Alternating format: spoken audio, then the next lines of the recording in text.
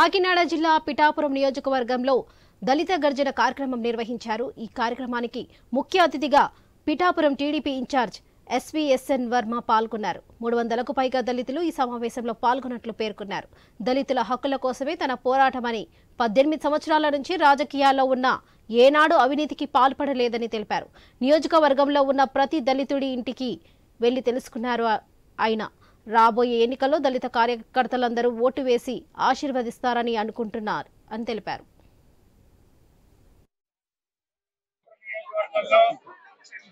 Telugu Desam party ఆధ్వర్యంలో దళిత గర్జన కార్యక్రమం చాలా బ్రహ్మాండంగా జరిగింది।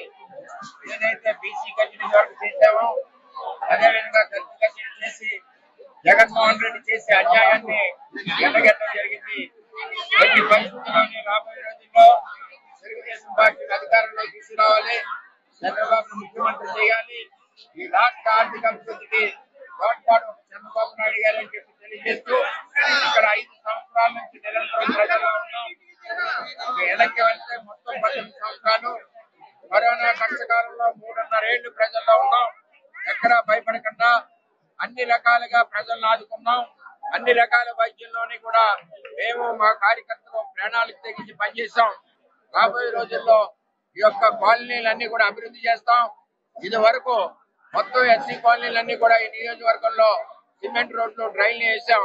ఈ ప్రభుత్వం వచ్చాక ఏ విధమైన అభివృద్ధి లేదు, తాగునీరు లేదు, అదే విధంగా పట్టాలు ఎవరికి ఇవ్వలేదు।